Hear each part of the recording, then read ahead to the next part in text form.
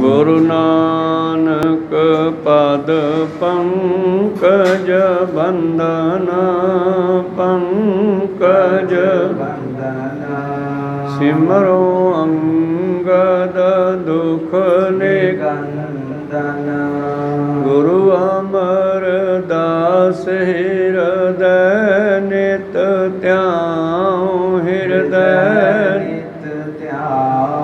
ਸ਼੍ਰੀ ਗੁਰੂ ਰਾਮਦਾਸ ਗੁਣ ਗਾਓ ਗੁਰੂ ਅਰਜਨ ਬਿਗਨਨ ਕੇ ਨਾਸ਼ਕ ਬਿਗਨਨ ਨਾਸਕ ਸ਼੍ਰੀ ਹਰਿ ਗੋਬਿੰਦ ਸੋ ਮਤ ਪਰਗਾਸਕ ਸ਼੍ਰੀ ਹਰਿ ਰਾਏ ਨਮੋ ਕਰ ਜੋਰੀ ਨਮੋ ਕਰ ਜੋਰੀ ਸ਼੍ਰੀ ਹਰਿ ਕ੍ਰਿਸ਼ਨ ਮਨਾਉ ਬਹੋਰੀ ਗੁਰੂ ਤੇਗ ਬਹਾਦਰ ਪਰਮ ਕਿਰਪਾਲਾ ਪਰਮ ਕਿਰਪਾਲਾ ਸ਼੍ਰੀ ਗੁਰੂ ਗੋਬਿੰਦ ਸਿੰਘ ਬੇਜ਼ਾਦਾ ਤਰੋ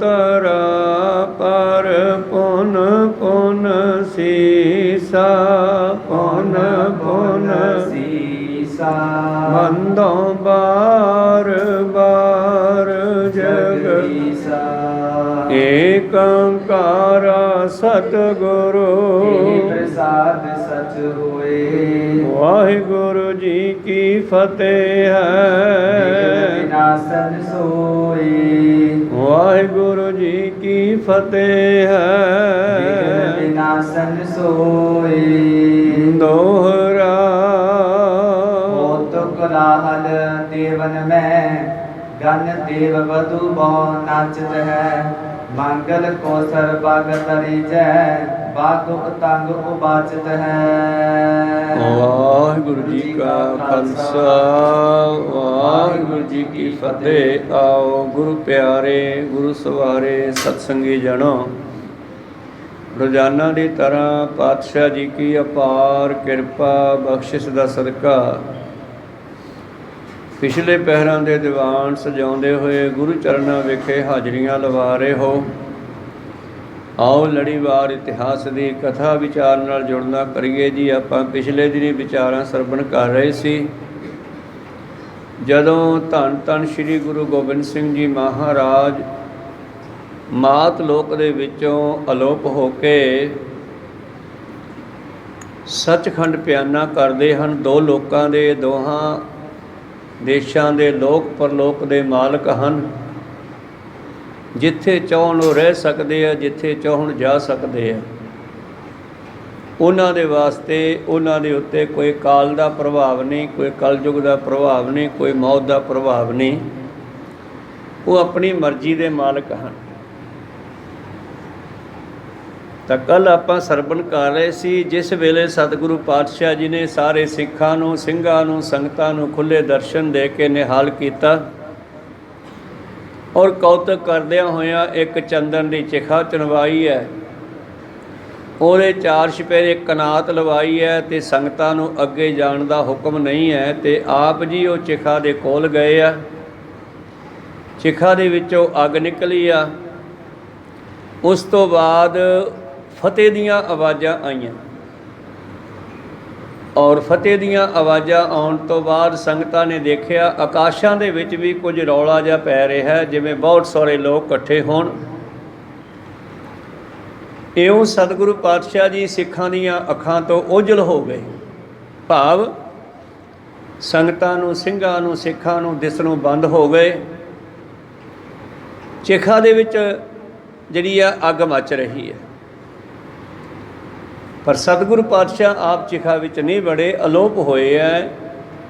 ਪਰਮੇਸ਼ਰ ਦਾ ਜਿਹੜਾ ਗੁਰੂ ਪਿਆਰਿਓ ਕਾਨੂੰਨ ਹੈ ਉਸ ਨੂੰ ਗ੍ਰਹਿਣ ਕੀਤਾ, ਐਕਸੈਪਟ ਕੀਤਾ ਸੰਸਾਰ ਦੇ ਵਿੱਚ, ਪਰ ਚਿਖਾ 'ਚ ਨਹੀਂ ਵੜੇ। ਸਤੀਆਂ ਇਹ ਨਾ ਆਖੀਆਂ ਜੇ ਮੜੀਆਂ ਲੱਗ ਜਲਨ ਸਤੀਆਂ ਉਹ ਨਹੀਂ ਹੁੰਦੀਆਂ ਜਿਹੜੀਆਂ ਕਿਸੇ ਆਪਣੇ ਪਤੀ ਦੇ ਚਿਖਾ ਦੇ ਵਿੱਚ ਮੱਚ ਕੇ ਸੜ ਜਾਣ।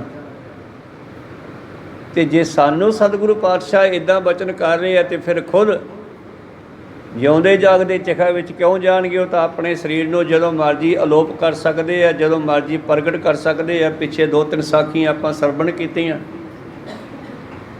ਧੰਨ ਗੁਰੂ ਨਾਨਕ ਦੇਵ ਮਹਾਰਾਜ ਜੀ ਬੈਠੇ ਨਾ ਮੱਕੇ ਦੇ ਵਿੱਚ, ਸ਼ਾਮਾਂ ਦਾ ਸਮਾਂ ਤੇ ਭਾਈ ਮਰਦਾਨਾ ਜੀ ਨੂੰ ਕਹਿੰਦੇ, ਮਰਦਾਨਿਆਂ ਚੱਲੀਏ ਪਿੰਡ। ਕਿਉਂ ਮਹਾਰਾਜ?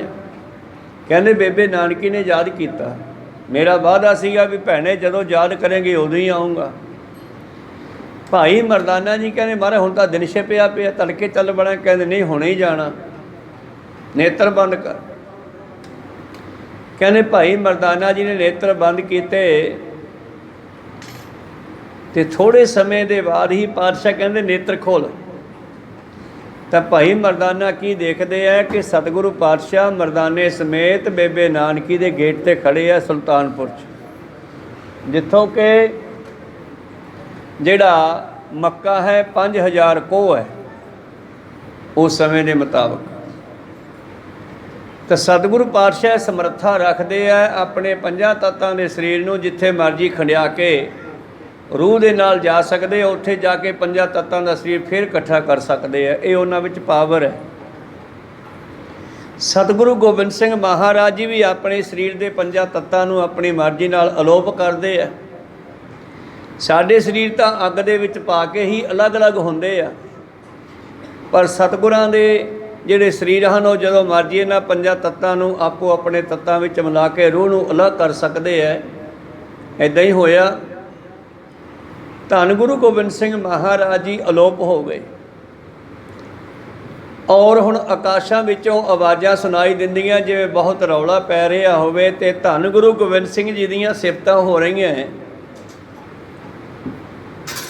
ਔਰ ਜੈ ਜੈਕਾਰਾਂ ਹੋ ਰਹੀਆਂ। ਸਾਰੇ ਕਹਿ ਰਹੇ ਆ ਧੰਨ ਹੈ ਗੁਰੂ ਗੋਬਿੰਦ ਸਿੰਘ ਜਿਨ੍ਹਾਂ ਨੇ ਮਾਤ ਲੋਕ ਦੇ ਵਿੱਚ ਆ ਕੇ ਬਹੁਤ ਵੱਡੇ ਕਾਰਜ ਕੀਤੇ, ਖਾਲਸਾ ਪੰਥ ਦੀ ਸਾਜਨਾ ਕੀਤੀ, ਜੋ ਆਉਣ ਵਾਲੇ ਸਮੇਂ ਵਿੱਚ ਗਊ ਗਰੀਬ ਦੀ ਰੱਖਿਆ ਕਰਦਾ ਰਹੇਗਾ ਔਰ ਸਦਾ ਰਹਿਣ ਵਾਲਾ ਗੁਰੂ ਸ਼ਬਦ ਗੁਰੂ ਜਿਹੜਾ ਹੈ ਉਹ ਪ੍ਰਗਟ ਕੀਤਾ, ਸੰਸਾਰ ਨੂੰ ਗੁਰੂ ਗ੍ਰੰਥ ਸਾਹਿਬ ਜੀ ਦੇ ਨਾਲ ਜੋੜਿਆ ਤੇ ਹੁਣ ਕਾਰਜ ਕਰਕੇ ਸਤਿਗੁਰੂ ਆਪਣੇ ਦੂਸਰੇ ਲੋਕ ਵੱਲ ਜਾ ਰਹੇ ਹਨ ਤੇ ਜੈ ਜੈਕਾਰਾਂ ਹੋ ਰਹੀਆਂ। ਤੇ ਉਸ ਤੋਂ ਬਾਅਦ ਇੱਧਰ ਕੀ ਹੋਇਆ ਇਹ ਵਿਚਾਰਾਂ ਹੁਣ ਆਪਾਂ ਆਰੰਭ ਕਰਕੇ ਸਰਵਣ ਕਰਾਂਗੇ।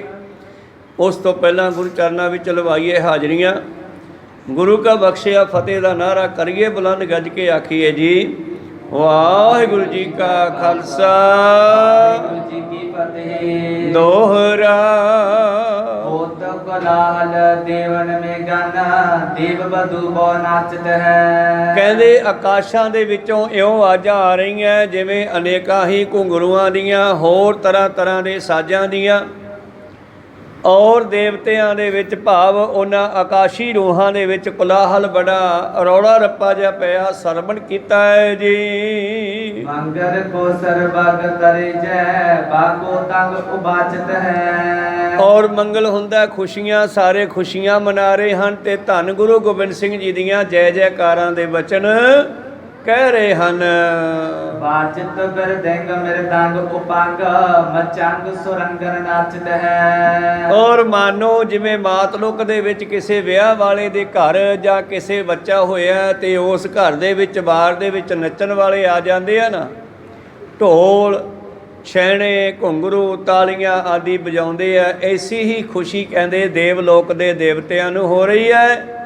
ਔਰ ਅਨੇਕਾਂ ਤਰ੍ਹਾਂ ਦੇ ਮਿਰਦੰਗ ਢੋਲ ਔਰ ਗੁਰੂ ਪਿਆਰਿਓ ਬਾਜੇ ਸਰੰਗੀਆਂ ਆਦਿ ਇਹ ਸਾਜ਼ ਵੱਜ ਰਹੇ ਹਨ।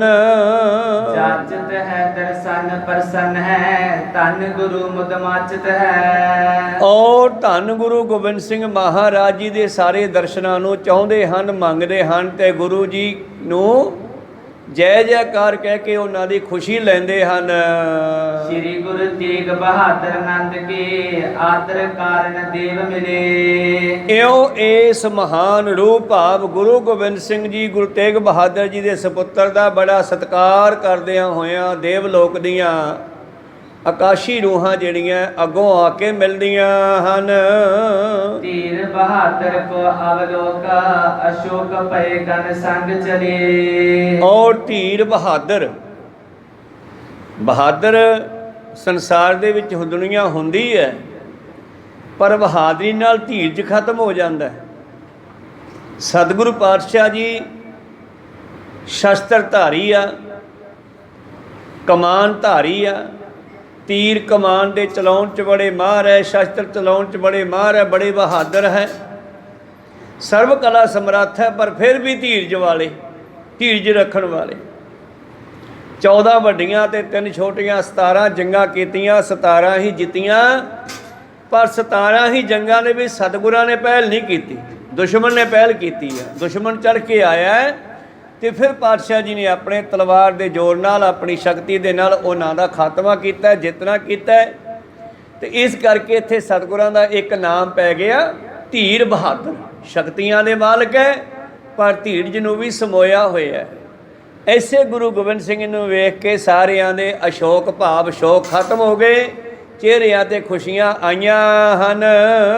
ਸ਼੍ਰੀ ਪ੍ਰਭ ਹੀਰ ਸਮੋਹਨ ਕੋ ਮਿਲਾ, ਰੀਤ ਜਤੋ ਚਿਤ ਕੀਨ ਭਲੇ। ਔਰ ਸਤਿਗੁਰੂ ਜੀ ਨੇ ਸਾਰਿਆਂ ਨੂੰ ਵੇਖਿਆ, ਉਹਨਾਂ ਨੂੰ ਮਿਲ ਕੇ ਭਲੀ ਪ੍ਰਕਾਰ ਉਹਨਾਂ ਦੇ ਚਿੱਤ ਅਨੁਸਾਰ ਰੀਤੀ ਕੀਤੀ, ਭਾਵ ਉਹਨਾਂ ਨੂੰ ਖੁਸ਼ ਕੀਤਾ।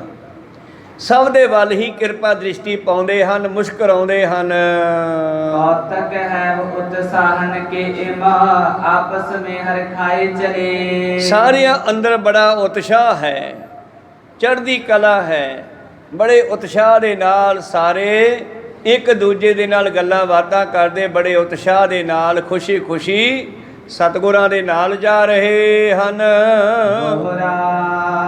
ਇਸ ਪ੍ਰਕਾਰ ਸੁਰਲੋਕ ਮੈਂ ਦੇਵਨ ਉਤਸਵ ਕੀਨਾ। ਇਸ ਤਰ੍ਹਾਂ ਗੁਰੂ ਪਿਆਰਿਓ, ਸਤਿਗੁਰੂ ਗੋਬਿੰਦ ਸਿੰਘ ਜੀ ਮਹਾਰਾਜ ਹੁਣ ਆਕਾਸ਼ੀ ਰੂਹਾਂ, ਜਿਨ੍ਹਾਂ ਨੂੰ ਦੇਵਤੇ ਕਹਿੰਦੇ ਹੈ, ਜਿਨ੍ਹਾਂ ਦੇ ਸਰੀਰ ਜਿਹੜੇ ਹਨ ਗੁਰੂ ਪਿਆਰਿਓ ਬੜੇ ਸੂਖਮ ਹਨ, ਜਿਨ੍ਹਾਂ ਦੇ ਸਰੀਰਾਂ ਵਿੱਚ ਹੱਡ ਮਾਸ ਆਦਿ ਨਹੀਂ ਹੁੰਦਾ ਹੈਗਾ, ਜਿਨ੍ਹਾਂ ਦੇ ਸਰੀਰ ਸੂਖਮ ਹੈ, ਇਸੇ ਤਰ੍ਹਾਂ ਦਾ ਸੂਖਮ ਸਰੀਰ ਲੈ ਕੇ ਧੰਨ ਗੁਰੂ ਗੋਬਿੰਦ ਸਿੰਘ ਜੀ ਉਹਨਾਂ ਨੂੰ ਮਿਲਦੇ ਹਨ। ਔਰ ਪਾਰ ਸਭ ਠੋਰ ਮੈਂ ਮੰਗਲ ਮੋਦ ਪਰਬੀਨਾ। ਔਰ ਦੇਵ ਲੋਕ ਦੇ ਦੇਵ ਲੋਕਾਂ ਵਿੱਚ ਇੰਦਰ ਲੋਕ ਹੈ, ਬ੍ਰਹਮਾ ਲੋਕ ਹੈ, ਵਿਸ਼ਨੂੰ ਲੋਕ ਹੈ, ਜਿੱਥੇ ਜਿੱਥੇ ਇਹਨਾਂ ਦੇ ਲੋਕ ਆ ਜਾਂਦੇ ਆ ਉੱਥੇ ਇੱਥੇ ਰੁਕ ਜਾਂਦੇ ਹਨ। ਪਰ ਕੀ ਵੇਖਦੇ ਆ ਕਿ ਉਹਨਾਂ ਦੇ ਦੇਸ਼ਾਂ ਦੇ ਵਿੱਚ ਵੀ, ਆਕਾਸ਼ ਦੇ ਵਿੱਚ ਵੀ ਕਹਿੰਦੇ ਘਰ ਘਰ ਦੇਵ ਲੋਕ ਦੇ ਵਿੱਚ ਕਹਿੰਦੇ ਬਾਜੇ ਵੱਜ ਰਹੇ ਹਨ। ਸਵਈਆ ਛੋਰ ਕੇ ਪੌਰ ਕੇ ਠੌਰ ਕਨਾਤ ਤੇ, ਬਾਹਰ ਆਨ ਥਿਰੇ ਸਮਦਾਇਆ। ਇਧਰ ਸਿੱਖ ਸੰਗਤਾਂ ਥੱਲੇ ਆ ਜਾਓ। ਹੁਣ ਨੰਦੇੜ ਸਾਹਿਬ, ਹਜੂਰ ਸਾਹਿਬ ਪਾਤਸ਼ਾਹ ਲੋਪ ਹੋ ਗਏ, ਸਿੱਖ ਸੰਗਤਾਂ ਨੇ ਚਿਖਾ ਮੱਚਦੀ ਵੇਖੀ ਆ। ਉਸ ਤੋਂ ਬਾਅਦ ਪਾਤਸ਼ਾਹ ਦੇ ਦਰਸ਼ਨ ਇੱਥੇ ਸੰਗਤਾਂ ਨੂੰ ਨਹੀਂ ਹੋਏ, ਔਰ ਸੰਗਤਾਂ ਜਿਹੜੀਆਂ ਚਿਖਾ ਤੋਂ ਬਾਹਰ ਆ, ਦੂਰ ਆ ਗਈਆਂ। ਪਹਿਲੇ ਵੈਸੇ ਦੂਰ ਖੜੀਆਂ ਸਨ ਕਨਾਤ ਦੇ ਬਾਹਰਲੇ ਪਾਸੇ, ਤੇ ਹੁਣ ਕਨਾਤ ਤੋਂ ਬਾਹਰ ਆ ਗਈਆਂ ਹਨ। ਤੇ ਬਾਹਰ ਆ ਕਰਕੇ ਬੈਠ ਗਏ ਗਨ ਸਿੰਘ 14 ਲੋਚਨ ਤੇ ਜਲ ਪੁੰਜ ਬਹਾਇਆ। ਔਰ ਬਾਹਰ ਆ ਕੇ ਬੈਠ ਗਏ ਜਿੱਥੇ ਦੀਵਾਨ ਸਜਿਆ ਸੀ, ਜਿਸ ਦੀਵਾਨ ਵਿੱਚ ਥੋੜਾ ਸਮਾਂ ਪਹਿਲਾਂ ਧੰਨ ਗੁਰੂ ਗੋਬਿੰਦ ਸਿੰਘ ਜੀ ਦਰਸ਼ਨ ਦੇ ਰਹੇ ਸਨ। ਹੁਣ ਉਹ ਦਰਸ਼ਨ ਹੋ ਨਹੀਂ ਰਹੇ ਸਿੰਘਾਂ ਨੂੰ, ਸੰਗਤਾਂ ਨੂੰ, ਔਰ ਬੜੇ ਹੀ ਸ਼ੌਕ ਦੇ ਵਿੱਚ ਬੈਠੇ ਹਨ। ਸੂਰਤ ਸ੍ਰੀ ਗੁਰ ਕੀ ਮਰਿੰਦ ਮੂਰਤ, ਧਿਆਨ ਧਰੇ ਮਨ ਕੋ ਠਹਿਰਾਇਆ। ਅੱਖਾਂ 'ਚੋਂ ਪਾਣੀ ਵਗ ਰਿਹਾ ਸਿੰਘਾਂ ਦੇ, ਸਿੱਖ ਸੰਗਤਾਂ ਦੇ। ਸਤਿਗੁਰੂ ਅਲੋਪ ਹੋ ਗਏ, ਸਾਰੀਆਂ ਦੀਆਂ ਅੱਖਾਂ 'ਚੋਂ ਪਾਣੀ ਵਹਿ ਰਿਹਾ ਹੈ। ਬਸ ਹੁਣ ਅਨੁਭਵ ਦੇ ਨਾਲ, ਧਿਆਨ ਦੇ ਨਾਲ ਹੀ ਧੰਨ ਗੁਰੂ ਗੋਬਿੰਦ ਸਿੰਘ ਜੀ ਦੇ ਸਰੂਪ ਨੂੰ ਚਿਤਵਦੇ ਹਨ। ਜੋ ਸਰੂਪ ਦੇ ਦਰਸ਼ਨ, ਜੋ ਸ਼ਸਤਰ ਧਾਰੀ, ਕਲਗੀ ਸਜਾਈ, ਜਿਗਾ ਸਜਾਈ ਆਦਿ ਸੁੰਦਰ ਦਸਤਾਰ ਸਜਾਈ, ਜੋ ਹੁਣੇ ਥੋੜਾ ਸਮਾਂ ਪਹਿਲਾਂ ਦਰਸ਼ਨ ਦੇ ਰਹੇ ਸੀਗੇ, ਹੁਣ ਉਹ ਦਰਸ਼ਨ ਪ੍ਰਤੱਖ ਵਿੱਚ ਨਹੀਂ ਹੋ ਰਹੇ। ਆਪਣੇ ਅੰਦਰੋਂ ਕੋਸ਼ਿਸ਼ ਕਰਦੇ ਹਨ ਉਸ ਦਰਸ਼ਨ ਨੂੰ ਬਣਾਉਣ ਦੀ, ਆਪਣੇ ਅੰਦਰੋਂ ਵੇਖ ਰਹੇ ਹਨ ਸਤਿਗੁਰਾਂ ਨੂੰ, ਧਿਆਨ ਧਰ ਕੇ ਮਨ ਨੂੰ ਉਹਨਾਂ ਦੇ ਉਸੇ ਵੇਖੇ ਹੋਏ ਸਰੂਪ ਤੇ ਲਾਉਂਦੇ ਹਨ। ਰਿੰਦ ਬਲੇ ਗੁਣ ਕੋ ਸਿਮਰੇ ਸ਼ੁਭ, ਸੀਰ ਸਰਾਹਤ ਦੀਰਘ ਦਾਇਆ। ਇਸ ਤਰ੍ਹਾਂ ਸ਼ੁਭਸ਼ੀਲ ਕਹਿ ਕੇ, ਸ਼ੁਭਸ਼ੀਲ ਭਾਵ ਸ਼ੁਭ, ਸ਼ੀਲ ਭਾਵ ਸਭ ਨੂੰ ਸੁੱਖ ਦੇਣ ਵਾਲੇ ਸਤਿਗੁਰੂ ਪਾਤਸ਼ਾਹ ਜੀ, ਉਹਨਾਂ ਦੀ ਸ਼ਲਾਘਾ ਕਰਦੇ ਹੋਏ ਸਾਰੇ ਸਿੱਖ ਸੰਗਤਾਂ ਜਿਹੜੀਆਂ ਉਸੇ ਦੀਵਾਨ ਤੇ ਵਿਛੀਆਂ ਦਰੀਆਂ ਟਾਟਾਂ ਦੇ ਉੱਪਰ ਆ ਕੇ ਬੈਠ ਗਈਆਂ। ਪਰ ਸਿੰਘਾਸਨ ਤੇ ਗੁਰੂ ਗ੍ਰੰਥ ਸਾਹਿਬ ਜੀ ਵਿਰਾਜਮਾਨ ਹੈ, ਗੁਰੂ ਸਾਹਿਬ ਨਹੀਂ ਦਿਖਾਈ ਦੇ ਰਹੇ। श्री प्रभ सिंह प्रताप पंजाब की कौन अलम याम कीरा। ਔਰ ਫਿਰ ਬੈਠੇ ਬੈਠੇ ਗੁਰੂ ਪਿਆਰਿਓ, ਜਿਵੇਂ ਕੋਈ ਬਰਾਕ ਕਰਦਾ ਹੋਇਆ ਜਾਣ ਵਾਲੇ ਨੂੰ ਯਾਦ ਕਰਕੇ ਅਨੇਕਾਂ ਬਚਨ ਕਰਦਾ ਹੈ, ਇਸੇ ਤਰ੍ਹਾਂ ਸਿੰਘ ਮਾਨੋ ਬੈਠੇ ਬੈਠੇ ਕਹਿ ਰਹੇ ਨੇ ਉੱਚੀ, ਉਹ ਗੁਰੂ ਗੋਬਿੰਦ ਸਿੰਘ ਮਹਾਰਾਜ ਸਾਨੂੰ ਪੰਜਾਬੋਂ ਇੰਨੀ ਦੂਰ ਦੱਖਣ ਵਿੱਚ ਲੈ ਕੇ ਆਂਦਾ, ਹੁਣ ਇੱਥੇ ਸਾਡਾ ਤੇਰੇ ਬਿਨਾ ਕੌਣ ਹੈ, ਸਾਨੂੰ ਛੱਡ ਕੇ ਚਲੇ ਗਏ ਹੋ, ਅਸੀਂ ਇੱਥੇ ਹੁਣ ਕਿਹਦੇ ਆਸਰੇ ਰਹਾਂਗੇ। कौन के होए समीप तेरे नित काहे पिकी सब सांझ सवेरा। ਜਿਵੇਂ ਤੁਹਾਡੇ ਚਰਨਾਂ ਵਿੱਚ ਬੈਠਦੇ ਸੀਗੇ, ਤੁਹਾਡੇ ਨਾਲ ਅਨੇਕਾਂ ਬਚਨ ਬਿਲਾਸ ਕਰਦੇ ਸੀ, ਅਸੀਂ ਕਿਹਦੇ ਕੋਲ ਬੈਠਾਂਗੇ, ਕਿਹਦੇ ਚਰਨਾਂ ਵਿੱਚ ਬੈਠਾਂਗੇ, ਕਿਹਦਾ ਆਸਰਾ ਸਾਨੂੰ ਹੋਵੇਗਾ। ਉਹ ਤੁਹਾਡੇ ਵਰਗੇ ਸੁੰਦਰ ਦਰਸ਼ਨ ਹੁਣ ਅਸੀਂ ਕਿੱਥੋਂ ਕਰਾਂਗੇ। ਕਿਰਪਾ ਕਰੋ, ਸ਼ਾਮ ਸਵੇਰੇ ਅਸੀਂ ਹੁਣ ਕਿਹਨੂੰ ਵੇਖੀਏ। श्री मुख ते बिन चार गिरा किसते उपदेश सुने कर घेरा। ਘੇਰਾ ਹੁੰਦਾ ਜਿਵੇਂ ਤੁਸੀਂ ਘੇਰਾ ਪਾ ਕੇ ਬੈਠੇ ਹੋ ਦਰਬਾਰ ਸਾਹਿਬ ਦੇ ਆਸੇ-ਪਾਸੇ। ਮਹਾਰਾਜ ਜੀ ਤੁਹਾਡੇ ਵਾਲੇ ਉਹ ਸੁੰਦਰ ਬਚਨ ਅਸੀਂ ਕਿਹਦੇ ਕੋਲੇ ਬੈਠ ਕੇ ਸੁਣਾਂਗੇ, ਘੇਰਾ ਪਾ ਕੇ, ਭਾਵ ਸਾਰੇ ਆਸੇ-ਪਾਸੇ ਬੈਠ ਕੇ। ਆਪ ਜੀ ਦੇ ਸੁੰਦਰ ਮੁਖ ਤੋਂ ਜਿਹੜੇ ਅਸੀਂ ਸੁੰਦਰ, ਚਾਰ ਦਾ ਮਤਲਬ ਹੈ ਸੁੰਦਰ, ਗਿਰਾ ਦਾ ਮਤਲਬ ਹੈ ਬਚਨ, ਤੁਹਾਡੇ ਮੁਖ ਤੋਂ ਜਿਹੜੇ ਸੁੰਦਰ ਬਚਨ ਅਸੀਂ ਸੁਣਦੇ ਸੀਗੇ ਉਪਦੇਸ਼ਮਈ, ਉਹ ਹੁਣ ਕੀ ਤੋਂ ਸੁਣਾਂਗੇ। देख किसे हम आनंद पावै लोक दोहम विश्वास वडेरा। ਤੁਹਾਨੂੰ ਤਾਂ ਦੇਖਦੇ ਹੀ ਸਾਨੂੰ ਚਾਹ ਚੜ੍ਹ ਜਾਂਦਾ ਸੀ, ਕਲਗੀਧਰ ਆ ਗਏ, ਕਲਗੀਧਰ ਆ ਗਏ, ਪਾਤਸ਼ਾਹ ਆ ਗਏ। ਇਉਂ ਚਾਹ ਚੜ੍ਹ ਜਾਂਦਾ ਸੀ ਜਿਵੇਂ ਸੂਰਜ ਦੇ ਚੜ੍ਹਨ ਤੇ ਕਮਲ ਖਿੜ ਜਾਂਦੇ ਸਨ, ਜਿਵੇਂ ਫੁੱਲਾਂ ਨੂੰ ਦੇਖ ਕੇ ਤਿਤਲੀਆਂ ਭੌਰੇ ਮੰਡਰਾਉਂਦੇ ਆ, ਖੁਸ਼ ਹੋ ਜਾਂਦੇ ਐ, ਤੁਹਾਨੂੰ ਦੇਖ ਕੇ ਤਾਂ ਸਾਨੂੰ ਇੱਦਾਂ ਚਾਹ ਚੜ੍ਹ ਜਾਂਦਾ ਸੀਗਾ। ਹੁਣ ਅਸੀਂ ਉਹ ਦਰਸ਼ਨ ਕਿੱਥੋਂ ਕਰੀਏ। ਇਉਂ ਬਰਾ ਕਰਦੇ ਹੋਏ ਸਿੱਖ ਸੰਗਤਾਂ ਸਤਿਗੁਰ ਨੂੰ ਯਾਦ ਕਰ ਕਰਕੇ ਇਹ ਬਚਨ ਕਰਦੀਆਂ ਹਨ। ਇਹ ਹਜੂਰ ਸਾਹਿਬ ਦਾ ਸੀਨ। ਲੋਚਨ ਤੇ ਜਲ ਮੋਚਤ ਸੋਚਤ ਨਿਰਮ ਕਰੇ ਮੁਖ ਹੀ ਤੁਜ ਤਾਈ। ਨੀਵੀਆਂ ਪਾ ਕੇ ਬੈਠੇ ਆ, ਕੁਝ ਅੱਖਾਂ ਦੇ ਵਿੱਚੋਂ ਪਾਣੀ ਬਹਿ ਰਿਹਾ ਹੈ। ਲੋਚਨ ਤੇ ਜਲ ਮੋਚਤ, ਅੱਖਾਂ 'ਚੋਂ ਪਾਣੀ ਬਹਿ ਰਿਹਾ ਹੈ। ਸੋਚਾਂ ਵਿੱਚ ਡੁੱਬ ਕੇ ਬੈਠ ਗਏ ਨੀਵੀਆਂ ਪਾ ਕੇ, ਕੋਈ ਸਮਝ ਨਹੀਂ ਆਉਂਦੀ। ਔਰ ਕਰੇ ਮੁਖ ਹੀ ਦੁਚਿਤਾਈ, ਦੁਚਿੱਤੀ ਵਿੱਚ ਪੈ ਗਏ, ਕਿੱਧਰ ਜਾਈਏ, ਕੀ ਕਰੀਏ, ਹੁਣ ਸਾਡਾ ਕੌਣ ਹੈ ਇੱਥੇ। ਏਕ ਕੇ ਸੰਗ ਨਾ ਦੂਸਰ ਬੋਲਤਾ ਦੇਖਣ ਕੋਨੇ ਦ੍ਰਿਸ਼ਟ ਚਲਾਈ। ਗੁਰੂ ਤੋਂ ਬਗੈਰ ਕਿਸੇ ਨੂੰ ਕੋਈ ਚੰਗਾ ਨਹੀਂ ਲੱਗਦਾ, ਇੱਕ ਦੂਜੇ ਨੂੰ ਦੇਖਦੇ ਵੀ ਨਹੀਂ, ਇੱਕ ਦੂਜੇ ਵੱਲ ਝਾਕਦੇ ਵੀ ਨਹੀਂ। ਉਹ ਜਿਹੜੀਆਂ ਸਾਰੀਆਂ ਅੱਖਾਂ ਮੇਰੇ ਪ੍ਰੀਤਮ ਦੇ ਚਿਹਰੇ ਤੇ ਲੱਗੀਆਂ ਰਹਿੰਦੀਆਂ ਸਨ, ਅੱਜ ਉਹ ਚਿਹਰਾ ਸਾਹਮਣੇ ਦਿਖਾਈ ਨਹੀਂ ਦਿੰਦਾ, ਉਹ ਸੁੰਦਰ ਸਰੂਪ ਦਿਖਾਈ ਨਹੀਂ ਦਿੰਦਾ, ਤੇ ਕਿਸੇ ਨੂੰ ਵੀ ਦੇਖਣ ਨੂੰ ਅੱਜ ਜੀ ਨਹੀਂ ਕਰਦਾ। ਔਰ ਉਹਨਾਂ ਦੇ ਮਨ ਵਿੱਚ ਬੜੀ ਦੁਚਿੱਤੀ ਪੈਦਾ ਹੋਈ ਹੈ, ਔਰ ਨੀਵੀਆਂ ਪਾ ਕੇ ਬੈਠੇ ਹਨ ਸਾਰੇ। ਜਾਂ ਬਹੁ ਨਾਗਨ ਕੀ ਮਨ ਏਕ ਪਈ ਕਿਤ ਲੋਪ ਨਹੀਂ ਪੁਨ ਪਾਈ। ਸੱਪ ਦੇ ਕੋਲ ਮਣੀ ਹੁੰਦੀ ਹੈ ਗੁਰੂ ਪਿਆਰੋ, ਜਿਹੜਾ ਮਣੀ ਵਾਲਾ ਸੱਪ ਹੁੰਦਾ ਹੈ ਨਾ, ਉਹ ਰਾਤ ਨੂੰ ਹਨੇਰੇ 'ਚ ਨਿਕਲਦਾ ਤੇ ਆਪਣੇ ਅੰਦਰੋਂ ਮਣੀ ਨੂੰ ਕੱਢ ਕੇ ਬਾਹਰ ਰੱਖ ਦਿੰਦਾ, ਤੇ ਮਣੀ ਚਮਕਦੀ ਆ। ਜਦੋਂ ਮਣੀ ਚਮਕਦੀ ਆ ਤੇ ਜਿਹੜੇ ਛੋਟੇ ਛੋਟੇ ਕੀੜੇ ਪਤੰਗੇ ਜਾਨਵਰ ਹੁੰਦੇ ਆ ਨਾ, ਜਿਵੇਂ ਬਲਬ ਤੇ ਪਤੰਗੇ ਆਉਂਦੇ ਆ, ਆਏ ਉਹ ਮਣੀ ਤੇ ਪਤੰਗੇ ਆਉਣੇ ਸ਼ੁਰੂ ਹੋ ਜਾਂਦੇ ਆ, ਕੀੜੇ ਪਤੰਗੇ, ਤੇ ਸੱਪ ਬੈਠਾ ਉਹਨਾਂ ਨੂੰ ਖਾਈ ਜਾਂਦਾ। ਕਈ ਵਾਰੀ ਸੱਪ ਇੰਨਾ ਖੁਸ਼ੀ ਵਿੱਚ ਆ ਜਾਂਦਾ ਹੈ ਕਿ ਆਪਣੀ ਮਣੀ ਤੋਂ ਦੂਰ ਚਲਿਆ ਜਾਂਦਾ, ਮੁੜ ਕੇ ਉਹਨਾਂ ਹੋ ਜਾਂਦਾ, ਉਹਨੂੰ ਮਣੀ ਨਹੀਂ ਲੱਭਦੀ। ਐਸਾ ਹਾਲਤ ਸਿੱਖ ਸੰਗਤਾਂ ਦਾ ਉਸ ਵੇਲੇ ਹੋ ਰਿਹਾ ਹੈ ਜਿਵੇਂ ਕਿਸੇ ਬਹੁਤ ਸਾਰੇ ਸੱਪਾਂ ਦੀ ਇੱਕੋ ਹੀ ਮਣੀ ਗੁਰੂ ਗੋਬਿੰਦ ਸਿੰਘ ਜੀ ਦਾ ਸਰੂਪ ਸੀ। ਕਹੋ ਸਤਿਨਾਮ। ਜਿਵੇਂ ਬਹੁਤ ਸਾਰੇ ਸੱਪਾਂ ਦੀ ਇੱਕੋ ਹੀ ਮਣੀ, ਸੁੰਦਰ ਸਰੂਪ ਗੁਰੂ ਗੋਬਿੰਦ ਸਿੰਘ ਜੀ ਸਨ, ਪਰ ਅੱਜ ਜਿਵੇਂ ਕਿਸੇ ਸੱਪ ਦੀ ਮਣੀ ਗਵਾਚ ਗਈ ਹੋਵੇ, ਇੱਦਾਂ ਸਿੰਘਾਂ ਨੂੰ ਗੁਰੂ ਪਿਆਰਿਓ ਫੀਲ ਹੋ ਰਿਹਾ ਹੈ।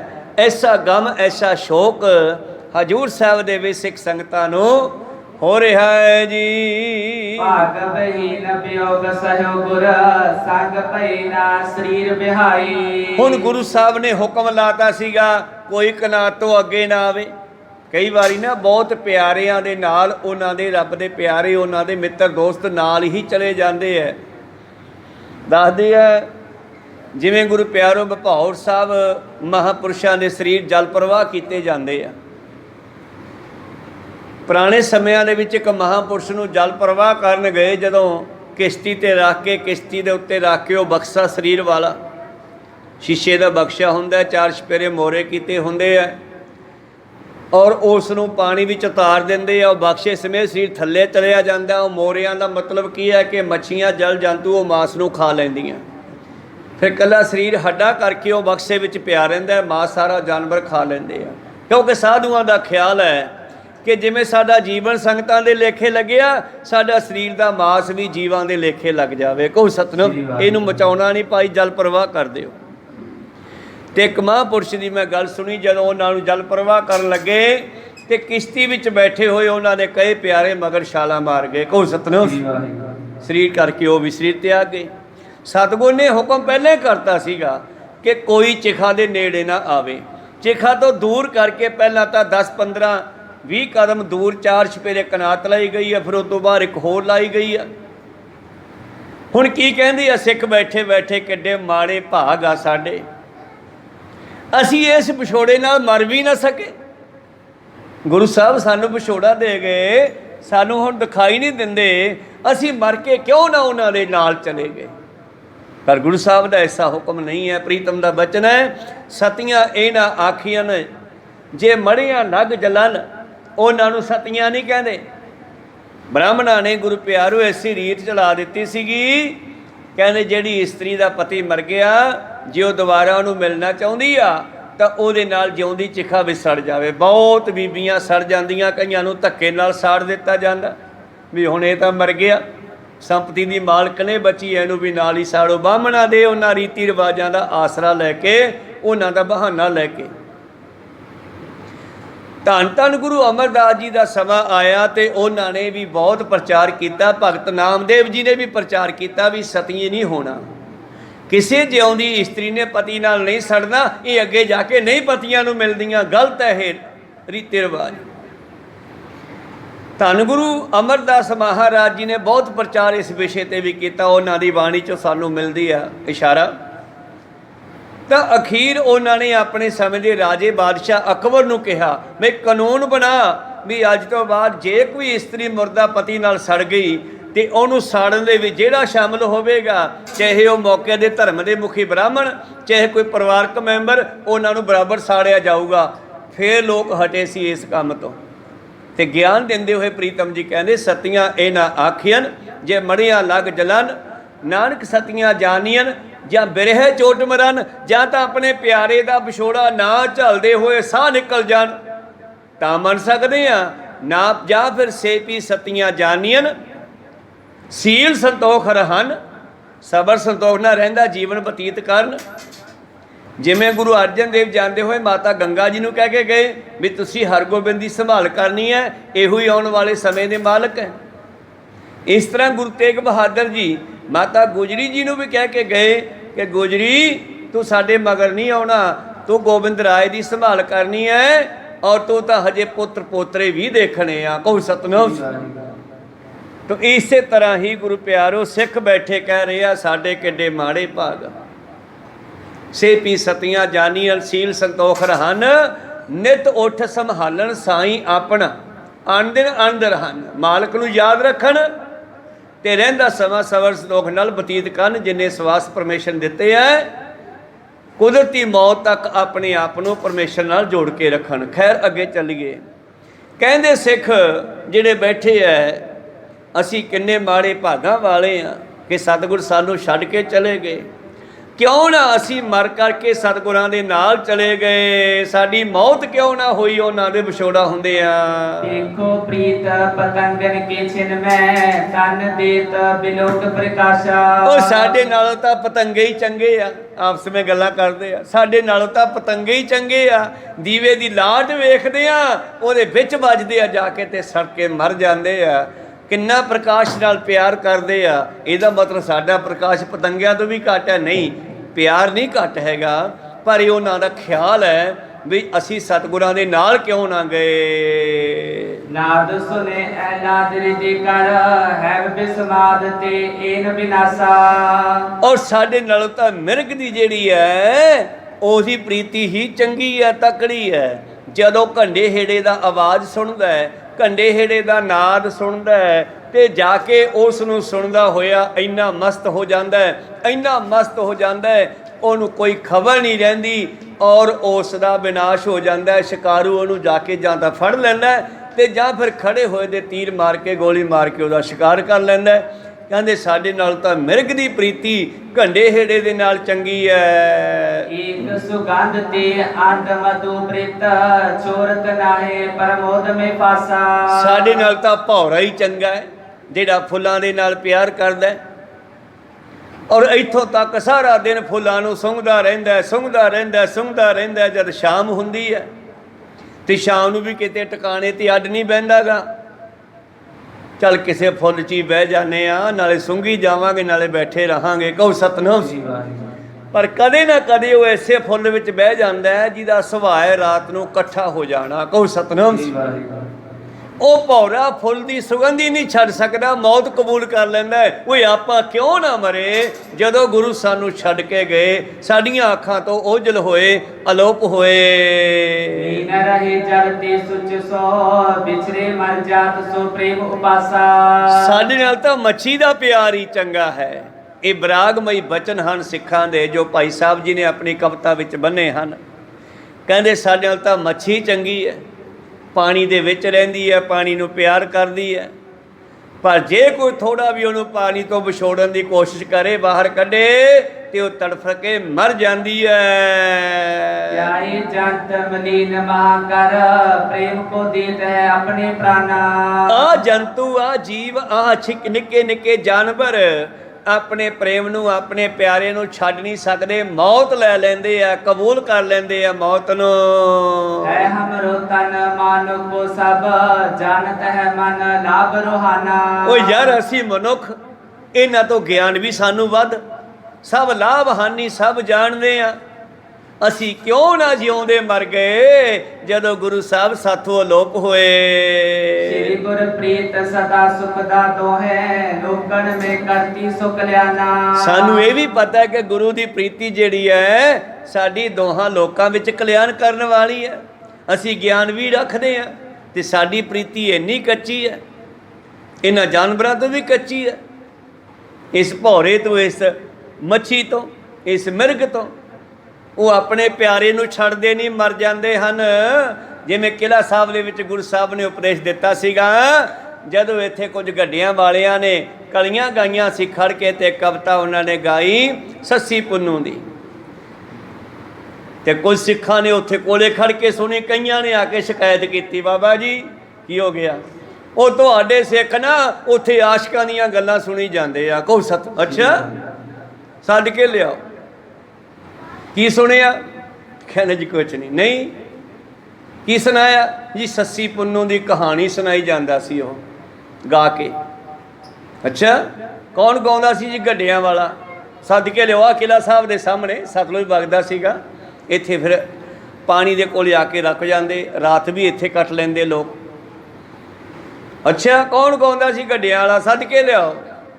ਸੱਦ ਲਿਆਂਦਾ ਵੀ ਤੈਨੂੰ ਸੱਦਿਆ ਮਹਾਰਾਜ ਨੇ ਅੰਦਰ, ਚੱਲ ਕਿਲੇ 'ਚ। ਹਾਂ ਮਹਾਰਾਜ। ਉਦੋਂ ਰਾਤ ਕੀ ਗਾਉਂਦਾ ਸੀ ਭਾਈ? ਕਹਿੰਦਾ ਜੀ ਛੱਡੋ, ਤੁਹਾਡੇ ਸੁਣਨ ਵਾਲਾ ਨਹੀਂ। ਨਾ ਨਾ ਮੈਂ ਤਾਂ ਸੁਣਨਾ। ਸੁਣਾ?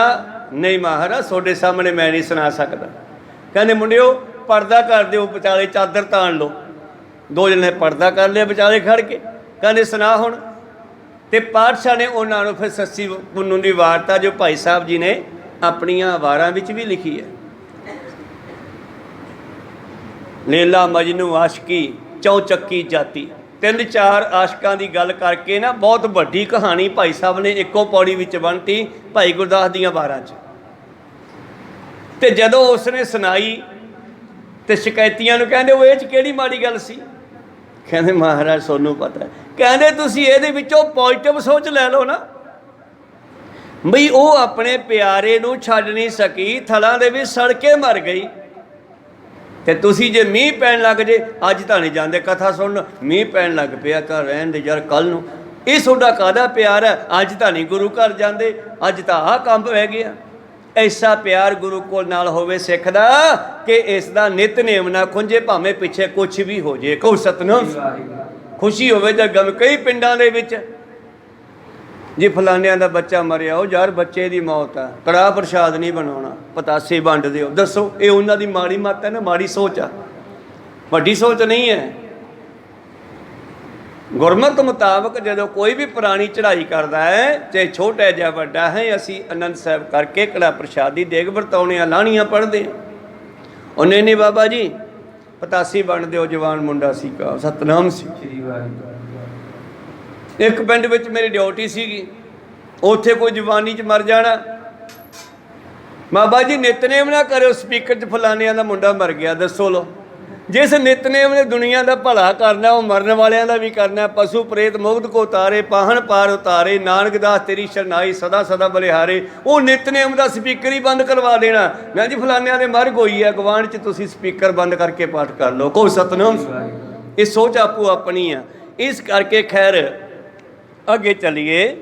ਭਾਈ ਸਾਹਿਬ ਜੀ ਕਹਿ ਰਹੇ ਹਨ ਉਹਨਾਂ ਸਿੱਖਾਂ ਦੇ ਅੰਦਰ ਐਸੇ ਵਿਚਾਰ ਪੈਦਾ ਹੋ ਰਹੇ ਨੇ ਵੀ ਅਸੀਂ ਮਨੁੱਖ ਹੁੰਦੇ ਹੋਏ, ਹਾਨ ਲਾਭ ਨੂੰ ਜਾਣਦੇ ਹੋਏ, ਆਪਣੀ ਪ੍ਰੀਤੀ ਗੁਰੂ ਨਾਲ ਇੰਨੀ ਕੱਚੀ ਸੀ ਕਿ ਆਪਾਂ ਉਹਨਾਂ ਦੇ ਵਿਛੜਦਿਆਂ ਹੋਇਆਂ ਮਰ ਕਿਉਂ ਨਾ ਗਏ।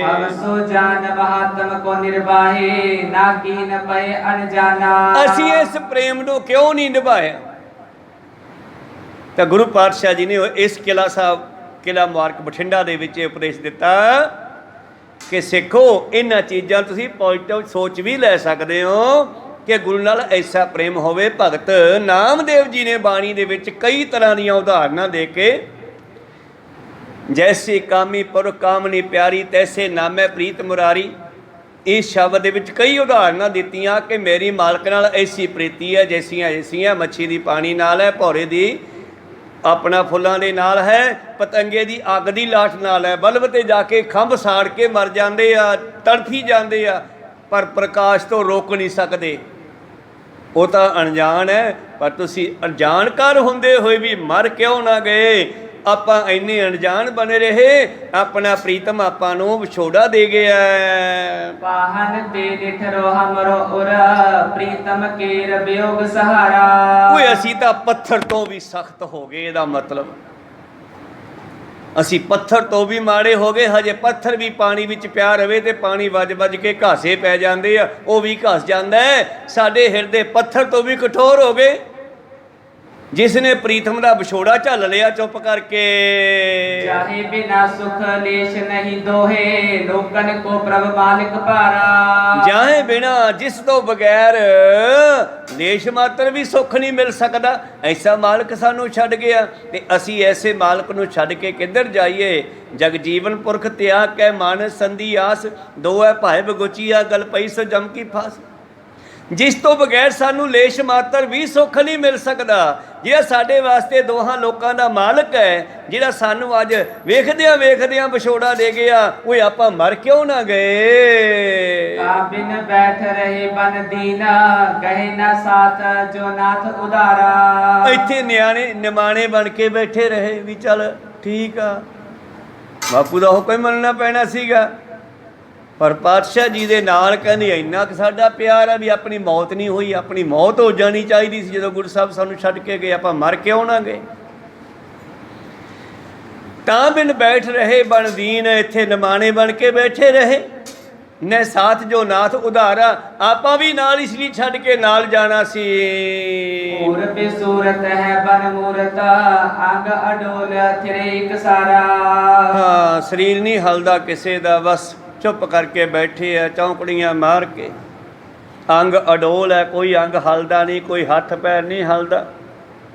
ਬਸ ਪਛਤਾ ਰਹੇ ਨੇ ਬੈਠੇ, ਮੁਰਝਾਏ ਹੋਏ ਮੂਰਤੀਆਂ ਬਣ ਕੇ ਬੈਠੇ ਹਨ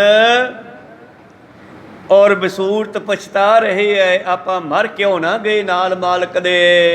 श्री गुर ऐस के बस है कर प्रात लो चौरम और थिरे। ਕੀ ਕਰੀਏ, ਪਰ ਗੁਰੂ ਦੇ ਹੁਕਮ ਦੇ ਵਿੱਚ ਵੀ ਬੱਝੇ ਹੋਏ ਸੀ। ਕੋ ਸਤਨਾਮ, ਮਰ ਤਾਂ ਜਾਂਦੇ ਪਰ ਗੁਰੂ ਦੀ ਹੁਕਮ ਅਦੂਲੀ ਹੋ ਜਾਂਦੀ। ਉਹ ਹੁਕਮ ਕਰ ਗਿਆ ਕਿ ਕਿਸੇ ਨੇ ਕਨਾਤ ਤੋਂ ਅੰਦਰ ਨਹੀਂ ਆਉਣਾ। ਤੁਸੀਂ ਆਪਣੇ ਘਰੋਂ ਕਰੀ ਜਾਇਓ, ਸਤਨਾਮ ਦਾ ਜਾਪ ਕਰਿਓ, ਸ਼ਸਤਰਾਂ ਦਾ ਅਭਿਆਸ ਕਰਿਓ, ਲੋੜ ਪੈਣ ਤੇ ਜ਼ੁਲਮ ਹੁੰਦਾ ਤੇ ਦੁਸ਼ਮਣ ਦਾ ਖਾਤਮਾ ਵੀ ਕਰਿਓ, ਤੇ ਚਾਹੇ ਜੰਗ ਵਿੱਚ ਆਪ ਲੜਦੇ ਹੋਏ ਸ਼ਹੀਦ ਹੋ ਜਾਓ। ਇਸ ਕਰਕੇ ਸਾਨੂੰ ਮਾਲਕ ਦਾ ਹੁਕਮ ਜਿਹੜਾ ਹੈ ਉਹ ਮੰਨਣਾ ਪਿਆ। ਉਹਨਾਂ ਦੇ ਹੁਕਮ ਦੇ ਵੱਸ ਹੋ ਕੇ ਅਸੀਂ ਖੜੇ ਦੇਖਦੇ ਰਹੇ, ਕੁਛ ਕਰ ਨਹੀਂ ਸਕੇ। ਦਸ ਤੁਰੰਗਣ ਮੇਕ ਗਮਨਿਓ ਇਕ ਰੰਗ ਕੋ ਮੈਤਨਾ ਡੀਠ ਪਰੇ। ਹੁਣ ਜਿਹੜਾ ਘੋੜਿਆਂ ਦਾ ਸੇਵਾਦਾਰ ਸੀਗਾ, ਜਿਹਨੂੰ ਹੁਕਮ ਲਾਇਆ ਸੀ ਵੀ ਘੋੜੇ ਤਿਆਰ ਕਰਕੇ ਆ ਬਈ, ਘੋੜਿਆਂ ਤੇ ਕਾਠੀ ਪਾ ਕੇ ਆ, ਉਹ ਜਦੋਂ ਘੋੜਿਆਂ ਦੇ ਤਵੇਲੇ 'ਚ ਗਿਆ ਆ ਕੇ ਰੌਲਾ ਪਾਤਾ। ਕਹਿੰਦੇ ਉਹ ਨੀਲਾ ਘੋੜਾ ਵੀ ਹੈ ਨਹੀਂ ਪਾਤਸ਼ਾਹ ਦਾ। ਕੁਮੈਤ ਉਹਦੀ ਇੱਕ ਗੁਰ ਪਿਆਰਿਓ, ਘੋੜਿਆਂ ਦੀ ਵੰਨਗੀ ਹੈ, ਬੜਾ ਕੀਮਤੀ ਘੋੜਾ, ਨੀਲਾ ਘੋੜਾ ਸਤਿਗੁਰਾਂ ਦਾ। ਜਦੋਂ ਮੁਕਤਸਰ ਸਾਹਿਬ ਦੇ ਜੰਗ ਵਿੱਚ ਸੀ ਨਾ, ਤੇ ਟਿੱਬੀ ਸਾਹਿਬ ਤੇ ਪਾਤਸ਼ਾਹ ਬੈਠੇ ਸੀਗੇ। ਕਹਿੰਦੇ ਸਿੱਖਾਂ ਨੇ ਬੜੀ ਵਧੀਆ ਲੜਾਈ ਕੀਤੀ, ਜੰਗ ਜਿੱਤ ਲਿਆ, ਔਰ ਜਿਹੜੇ ਮੁਸਲਮਾਨ ਸਨ ਉਹ ਪਿੱਛੇ ਹਟ ਰਹੇ ਆ। ਉਹਨਾਂ ਦਾ ਜ਼ੋਰ ਨਹੀਂ ਪੈ ਰਿਹਾ ਮੁਗਲਾਂ ਦਾ। ਕਿਸੇ ਸਿੱਖ ਦੇ ਦਿਮਾਗ 'ਚ ਖਿਆਲ ਆ ਗਿਆ, ਹੁਣ ਤਾਂ ਜੇ ਗੁਰੂ ਸਾਹਿਬ ਸਾਡੇ ਨਾਲ ਨਾ ਵੀ ਹੋਣ, ਅਸੀਂ ਤਾਂ ਵੀ ਜੰਗ ਜਿੱਤ ਸਕਦੇ ਹਾਂ। ਤੇ ਸਤਿਗੁਰੂ ਤਾਂ ਫਿਰ ਘਟ ਘਟ ਕੇ ਅੰਤਰ ਕੀ ਜਾਣਤ ਵਾਲੀ ਗੱਲ ਆ। ਜਦੋਂ ਕਹਿੰਦੇ ਕਿਸੇ ਨੇ ਖਿਆਲ ਕੀਤਾ ਤੇ ਪਾਤਸ਼ਾਹ ਨੇ ਟਿੱਬੀ ਸਾਹਿਬ ਤੋਂ ਨੀਲਾ ਘੋੜਾ ਭਜਾਇਆ, ਆਪਣਾ ਅੱਡੀ ਲਾਈ। ਪਾਤਸ਼ਾਹ ਉੱਥੋਂ ਪਾਸੇ ਹੋਏ ਤੇ ਇੱਧਰੋਂ ਮੁਗਲਾਂ ਦਾ ਜ਼ੋਰ ਪੈ ਗਿਆ। ਜਦੋਂ ਮੁਗਲਾਂ ਦਾ ਜ਼ੋਰ ਪੈਂਦਾ ਸੀ, ਪਾਤਸ਼ਾਹ ਉੱਤੋਂ ਇੱਕ ਅੱਧਾ ਤੀਰ ਚਲਾਉਂਦੇ, ਮੁਗਲ ਸਾਰੇ ਪਿਛਾਂਹ ਹਟਾ ਦਿੰਦੇ। ਜਦੋਂ ਜ਼ੋਰ ਪੈ ਗਿਆ, ਉਹ ਸਿੰਘ ਝਾਕਣ, ਮਹਾਰਾਜ ਛੱਡੋ ਕੋਈ ਤੀਰ, ਪਰ ਮਾਰ ਜੋ ਦਿਸੇ ਹੀ ਨਾ। ਕਹੋ ਸਤਨਾਮ। ਉਹ ਕਹਿੰਦੇ ਮਹਾਰਾਜ ਕਿੱਧਰ ਗਏ, ਹੈ ਹੀ ਨਹੀਂ ਉੱਥੇ। ਨਿਗਾਹ ਮਾਰੀ, ਕਹਿੰਦੇ ਉਹ ਤਾਂ ਉਹ ਜਾਂਦੀ ਆ ਘੋੜਾ ਭਜਾਈ। ਕੀ ਗੱਲ ਹੋ ਗਈ, ਗੁੱਸੇ ਹੋ ਗਏ ਯਾਰ, ਭੱਜੋ ਮਗਰ। ਦੋ ਸਿੰਘ ਮਗਰ ਭੱਜੇ ਘੋੜਿਆਂ ਤੇ ਚੜ੍ਹ ਕੇ, ਮਹਾਰਾਜ ਮਹਾਰਾਜ ਮਹਾਰਾਜ। ਮਹਾਰਾਜ ਅੱਡੀ ਲਾਈ ਜਾਣ ਨੀਲੇ ਨੂੰ, ਰੋਕਣੀ ਨਾ। ਸਿੱਖਾਂ ਨੇ ਕਿਹਾ ਪਾਤਸ਼ਾਹ ਤਾਂ ਨਹੀਂ ਰੋਕਦੇ ਘੋੜੇ ਨੂੰ, ਘੋੜੇ ਦੇ ਨਾਮ ਨੀਲਾ ਹੈ, ਆਪਾਂ ਘੋੜੇ ਨੂੰ ਆਵਾਜ਼ ਮਾਰੀਏ ਘੋੜਾ ਖੜ ਜਾਊਗਾ। ਕਹਿੰਦੇ ਉਹ ਨੀਲਿਆ ਖੜ ਜਾ। ਜਦੋਂ ਨਾਂ ਲੈ ਕੇ ਆਵਾਜ਼ ਮਾਰੀ, ਘੋੜਾ ਖੜ ਗਿਆ। ਪਾਤਸ਼ਾਹ ਨੇ ਫਿਰ ਤੋਰਿਆ ਨਹੀਂ ਗਾ। ਇੰਨੇ ਉਹ ਨਾਲ ਰਲ ਗਏ। ਕਹਿੰਦੇ ਮਹਾਰਾਜ ਤੁਸੀਂ ਕਿੱਧਰ ਚੱਲੇ? ਉਹ ਜੰਗ ਅਸੀਂ ਜੇ ਹਾਰ ਗਏ ਤੇ ਲਾਜ ਸੋਨੂੰ ਹੈ। ਕਹਿੰਦੇ ਨਾ, ਤੁਸੀਂ ਤਾਂ ਸੋਚਦੇ ਸੀ ਅਸੀਂ ਇਕੱਲੇ ਵੀ ਜੰਗ ਜਿੱਤ ਲਾਂਗੇ, ਹੁਣ ਜਿੱਤ ਲਓ। ਕਹਿੰਦੇ ਜੀ ਕਿਹਨੇ ਸੋਚ ਲਿਆ? ਕਹਿੰਦੇ ਵਿੱਚੋਂ ਸੋਚੀ ਜਾਂਦੇ ਆ। ਹੁਣ ਤਾਂ ਜੇ ਗੁਰੂ ਸਾਹਿਬ ਨਾ ਵੀ ਨਾਲ ਹੁਣ ਤਾਂ ਵੀ ਜੰਗ ਜਿੱਤ ਲਾਂਗੇ। ਗੁਰੂ ਸਾਹਿਬ ਭਾਵੇਂ ਅੱਜ ਦਿਖਾਈ ਨਹੀਂ ਦਿੰਦੇ, ਪਰ ਫਿਰ ਵੀ ਖਾਲਸੇ ਦੀ ਹਰ ਥਾਂ ਜਿੱਤ ਹੋਣ ਦਾ ਕਾਰਨ ਗੁਰੂ ਸਾਹਿਬ ਉਹਨਾਂ ਦੇ ਵਿੱਚ ਵਰਤ ਰਹੇ ਆ। ਕੋਈ ਸਤਨਾਮ। ਕਹਿੰਦੇ ਜਾਓ ਜਿੱਤ ਲਓ।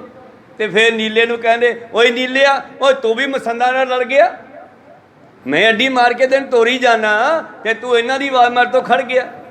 ਚਲੋ ਖੈਰ ਪਾਤਸ਼ਾਹ ਮੁੜੇ ਆਏ, ਫਿਰ ਤੀਰ ਛੱਡਿਆ ਤੇ ਮੁਗਲਾਂ ਵਾਲਾ ਜੰਗ ਜਿੱਤਿਆ, ਮੁਕਤਸਰ ਸਾਹਿਬ ਵਾਲਾ। ਖੈਰ ਅੱਗੇ ਚੱਲੀਏ ਆਪਾਂ। ਕੀ ਕਹਿੰਦੇ ਹਨ ਸੇਵਾਦਾਰ ਘੋੜਿਆਂ ਵਾਲਾ? ਕਹਿੰਦਾ ਤਵੇਲੇ ਵਿੱਚ ਘੋੜਾ ਹੈ ਨਹੀਂ ਪਾਤਸ਼ਾਹ ਦਾ, ਕਮੈਤ ਨੀਲਾ। दाम खुले अखबार पिछार बलोकत पातिस थान परे। ਉਸ ਵੇਲੇ ਘੋੜਿਆਂ ਦੇ ਕੋਲੇ ਕੋਈ ਵੀ ਨਹੀਂ ਸੀਗਾ। ਤੇ ਘੋੜੇ ਜਿਹੜੇ ਬਹੁਤੇ ਹੀ ਚਲਾਕ ਤੇਜ਼ ਹੁੰਦੇ ਆ ਨਾ, ਉਹਨਾਂ ਦੇ ਪਿਛਲੇ ਪੈਰਾਂ ਨੂੰ ਰੱਸੀ ਬੰਨ੍ਹ ਕੇ ਕਿੱਲੇ ਨਾਲ ਬੰਨ੍ਹੀ ਜਾਂਦੀ ਆ। ਥੋੜਾ ਥੋੜਾ ਹਲਦੇ ਫਿਰਦੇ ਆ, ਪਰ ਉਹ ਭੱਜ ਨਹੀਂ ਸਕਦੇ। ਇਹਨਾਂ ਦੇ ਗਲ ਵਿੱਚ ਰੱਸੀ ਪਾ ਕੇ ਨਹੀਂ ਬੰਨ੍ਹੀ ਜਾਂਦੀ, ਕਿਉਂਕਿ ਧੌਣ ਇਹਨਾਂ ਦੀ ਗੁਰੂ ਪਿਆਰ ਪਿਛਕ ਸਕਦੀ ਆ। ਰੱਸਾ ਉਹਨਾਂ ਦੇ ਗਲ 'ਚ ਨਹੀਂ ਪਾਉਂਦੇ ਘੋੜਿਆਂ ਦੇ। ਪੋਲਾ ਜਿਹਾ ਰੱਸਾ ਜਿਹੜਾ ਹੈ, ਚਾਰਾਂ ਪੈਰਾਂ ਨਾਲ ਬੰਨ੍ਹ ਕੇ ਅੱਗੋਂ ਤੇ ਪਿੱਛੋਂ ਉਹਨੂੰ ਅਗਾੜੀ ਤੇ ਪਛਾੜੀ ਕਹਿੰਦੇ ਆ। ਇੱਕ ਕੋਲੋਂ ਕੋਈ ਲੰਘਦਾ ਹੋਵੇ ਤੇ ਇੱਕ ਫਿਰ ਉਹ ਜਿਹੜਾ ਹੈ ਲੱਤ ਨਹੀਂ ਮਾਰ ਸਕਦਾ ਅਗਲੇ ਦੇ। ਉਹ ਕਹਿੰਦਾ ਅਗਾੜੀ ਤੇ ਪਛਾੜੀ ਖੁੱਲੀ ਪਈ ਆ, ਤੋੜੇ ਨਹੀਂ ਰੱਸੇ। ਪਿਛਲੇ ਰੱਸੇ ਪੈਰਾਂ ਵਾਲੇ ਤੇ ਅਗਲੇ ਪੈਰਾਂ ਵਾਲੇ ਰੱਸੇ ਚਾਰੇ ਖੁੱਲੇ ਪਏ ਨੇ। ਅਗਾੜੀ ਪਿਛਾੜੀ ਦਾਮ ਰੱਸੀਆਂ ਖੁੱਲੀਆਂ ਪਈਆਂ ਹਨ। ਪਰ ਉੱਥੇ ਕੋਈ ਵੀ ਨਹੀਂ ਸੀਗਾ। ਫਿਰ ਕਿੱਧਰ ਗਿਆ ਘੋੜਾ? कौन से पंथ उलंघ गयो तिस रीत रहे द्वार फिरे। ਔਰ ਘੋੜੇ ਵਾਲਾ ਤਵੇਲੇ ਦਾ ਗੇਟ ਮੈਂ ਲਾ ਕੇ ਆਇਆ ਸੀ, ਮੈਂ ਹੀ ਖੋਲਿਆ, ਤੇ ਜਦ ਖੋਲੀ ਅੰਦਰ ਘੋੜਾ ਹੀ ਹੈ ਨਹੀਂਗਾ। ਗੁਰੂ ਸਾਹਿਬ ਕੁਛ ਵੀ ਕਰ ਸਕਦੇ ਆ, ਇਸ ਕਰਕੇ ਕਹਿੰਦੇ ਘੋੜਾ ਕਿੱਧਰ ਟੱਪ ਗਿਆ। आन बन्यो सब सिंगन बीच तुरंग कमैत नहीं निज थाने। ਔਰ ਉਹਨੇ ਆ ਕੇ ਸਿੱਥੇ ਸਿੰਘ ਬੈਠੇ ਆ, ਉੱਥੇ ਆ ਕੇ ਰੌਲਾ ਪਾਤਾ, ਦੱਸਤਾ, ਕਹਿੰਦੇ ਉਹ ਘੋੜਿਆਂ ਵਿੱਚ ਕਮੈਤ ਘੋੜਾ ਹੈ ਨਹੀਂਗਾ। चीन को पाए के त्यार करे सब एक पे आप चढ़े प्रस्थाने। ਪਾਤਸ਼ਾਹ ਨੇ ਕਿਹਾ ਸੀਗਾ ਘੋੜੇ ਤਿਆਰ ਕਰ ਦਿਓ, ਤੇ ਮੈਂ ਤਾਂ 4-5 ਘੋੜਿਆਂ ਤੇ ਕਾਠੀਆਂ ਪਾਇਆ ਸੀਗਾ, ਪਰ ਉਹਨਾਂ ਵਿੱਚੋਂ ਪਾਤਸ਼ਾਹ ਦਾ ਖਾਸ ਘੋੜਾ ਕਮੈਤ ਘੋੜਾ ਨੀਲਾ ਹੈ ਨਹੀਂਗਾ। श्रोन सुने बिसमाय बिलोकत एक नहीं हित जा पर ठाने। ਅੱਛਾ, ਸਾਰੇ ਹੈਰਾਨ ਹੋਏ, ਉਹ ਘੋੜਾ ਹੈ ਨਹੀਂ ਜੀ ਤੇ ਗੁਰੂ ਸਾਹਿਬ ਚੜ੍ਹਦੇ ਆ। ਹਾਂ, ਕਹਿੰਦੀ ਉਹੀ ਘੋੜਾ ਹੈ ਨਹੀਂਗਾ। और करे अस मोचत है अस ही सदे पे किम जाने। ਔਰ ਬਾਕੀ ਘੋੜੇ ਉੱਥੇ ਖੜੇ ਹਨ, ਤੇ ਮੈਨੂੰ ਉਹਨਾਂ ਘੋੜਿਆਂ ਦੀਆਂ ਅੱਖਾਂ 'ਚੋਂ ਵੀ ਅਥਰੂ ਡਿੱਗਦੇ ਦਿਖਾਈ ਦਿੱਤੇ ਨੇ। दोए करी जब द्वेष चढ़ियो बहुरो चित सोचत संकट पाई। ਜਦੋਂ 2 ਘੜੀਆਂ ਦਿਨ ਚੜ ਗਿਆ, कीर्तन ल्यावन हार हितो तिन बाहर श्री प्रभ को दर्शाए। ਕੋਈ ਲੱਕੜਾਂ ਲਿਆਇਆ ਕਰਦਾ ਸੀਗਾ ਰੋਜ਼ਾਨਾ ਗੁਰੂ ਕੇ ਲੰਗਰ ਵਾਸਤੇ, ਉਹ ਉਧਰੋਂ ਆ ਲਿਆ ਲੱਕੜਾਂ ਲੈ ਕੇ, ਤੇ ਉਹਨੂੰ ਗੁਰੂ ਸਾਹਿਬ ਕਮੈਤ ਘੋੜੇ ਤੇ ਜਾਂਦੇ ਦਿਖਾਈ ਦਿੱਤੇ ਆ। ਉਹਨੇ ਸੋਚਿਆ ਵੀ ਸ਼ਾਇਦ ਗੁਰੂ ਸਾਹਿਬ ਇਕੱਲੇ ਕਿਸੇ ਪਾਸੇ ਜਾਂਦੇ ਹੋਣਗੇ। ਸਾਖਿਆਤ ਘੋੜੇ ਤੇ ਬੈਠੇ ਸ਼ਸਤਰਧਾਰੀ ਤਿਆਰ ਪਰ ਤਿਆਰ, ਉਹ ਜਦੋਂ ਲੱਕੜਾਂ ਆਇਆ ਨਾ ਦਿਨੇ ਚੜੇ, ਕੀ ਕਹਿੰਦਾ ਆ ਕਿ आए के पुन सिंगन में जह शोक समेत हृदय सुमदाए। ਔਰ ਆ ਕੇ ਕਹਿੰਦਾ ਮੈਨੂੰ ਗੁਰੂ ਸਾਹਿਬ ਨੇ ਰੋਕ ਲਿਆ। ਕਹਿੰਦੇ ਸਿੱਖਾ ਗੱਲ ਸੁਣ, ਉੱਥੇ ਜਾ ਹਜੂਰ ਸਾਹਿਬ ਨੰਦੇੜ, ਜਿੱਥੇ ਸਿੱਖ ਬੈਠੇ ਨੇ ਸਾਡੇ ਤੰਬੂ ਕੋਲ। ਹੀਰ ਖਰੋ ਹੋਏ ਦੀਨ ਸੰਦੇਸ਼ ਮੋਹਿ ਮਿਲੇ ਗੁਰ ਦੂਰ ਸਥਾਏ। ਉਹਨੂੰ ਕਹਿ ਦਿਓ ਮੈਂ ਕਿਤੇ ਨਹੀਂ ਗਿਆ, ਕੰਮ ਚੱਲਿਆ ਥੋੜਾ ਜਿਹਾ, ਔਰ ਤੁਸੀਂ ਜਿਹੜਾ ਦੁਖੀ ਨਾ ਹੋਵੋ। ਤੇਰੇ ਮੁਖ ਤੇ ਫਰਮਾਵਣ ਕੀ ਨਾ ਕਹੋ ਸਭ ਸਿੰਘਨ ਕੋ ਸਮਝਾਏ। ਸਾਰੇ ਸਿੱਖਾਂ ਨੂੰ ਸਮਝਾ ਦਿਓ ਮੈਂ ਕਿਤੇ ਨਹੀਂ ਜਾਂਦਾਗਾ, ਤੁਹਾਡੇ ਨਾਲ ਹੀ ਆ। ਆਏ ਤਰੰਗਮ ਤੀਰ ਗਇਓ ਹਮ ਵਾਹਨ ਬੇਗ ਬਲੀ ਚ ਬਲਾਏ। ਸਾਡਾ ਘੋੜਾ ਸਾਡੇ ਕੋਲ ਆ, ਕਮੈਤ ਘੋੜਾ ਸਾਡੇ ਕੋਲ ਆ ਗਿਆ, ਅਸੀਂ ਘੋੜਾ ਲੈ ਕੇ ਚੱਲੇ ਆ। ਸ਼ੋਕ ਨਾ ਚਿੰਤ ਕਰੋ ਚਿੰਤ ਮੈਂ ਸਤ ਨਾਮ ਜਪੋ ਹੋਇ ਅੰਤ ਸਹਾਏ। ਉਹਨਾਂ ਨੂੰ ਕਹਿ ਦਿਓ ਮੇਰੇ ਜਾਣ ਦਾ ਕੋਈ ਗਮ ਸ਼ੋਕ ਨਾ ਕਰਨ, ਮੈਂ ਤੁਹਾਡੇ ਨਾਲ ਹੀ ਆ, ਕੋਈ ਗਮ ਸ਼ੋਕ ਨਾ ਕਰਨ, ਸਤਨਾਮ ਦਾ ਜਾਪ ਕਰਨ ਬੈਠ ਕੇ ਮੈਂ ਹਰ ਵੇਲੇ ਸਹਾਇਤਾ ਕਰਾਂਗਾ। ਜੋ ਕਹਿ ਸ਼੍ਰੀ ਪ੍ਰਭ ਜਾਤ ਪਹੇ ਸੁਣ ਕੇ ਗੁਰ ਬਾਤ ਸਭੇ ਬਿਸਮਾਏ। ਉਹ ਲੱਕੜਾਂ ਵਾਲਾ ਕਹਿੰਦਾ ਮੈਨੂੰ ਟੱਕਰੇ ਆ। ਇਸ ਤਰ੍ਹਾਂ ਹੈਰਾਨ ਹੋ ਗਏ ਸਾਰੇ ਸੁਣ ਕੇ ਦੋਹਰਾ। ਸੰਮਤ 17 ਸਬ੍ਰਿਤੇ ਪੁਨ 65 ਪਹਿਚਾਨ। ਤਾਂ ਗੁਰੂ ਪਿਆਰਿਓ 1765 ਤੇ ਦੂਸਰੀ ਸੰਮਤ ਹੈ ਜਿਹੜੀ ਨਾਨਕਸ਼ਾਹੀ ਸੰਮਤ, ਉਹ ਸੀ 1708, ਜਿਸ ਵੇਲੇ ਇਹ ਘਟਨਾ ਘਟੀ ਹੈ। ਕਾਰਤਕ ਕੀ ਸ਼ੁੱਧ ਪੰਚਮੀ ਨਿਸ ਬੈਕੁੰਠ ਪਿਆਨ। ਦੇਸੀ ਮਹੀਨਾ ਕੱਤੇ ਦਾ ਸੀਗਾ, ਪੰਜਵੀਂ ਦਾ ਦਿਨ ਸੀ ਜਦੋਂ ਪ੍ਰੀਤਮ ਜੀ ਸਾਡੇ ਚੋਂ ਅਲੋਪ ਹੋਇਆ ਦੋਹਰਾ।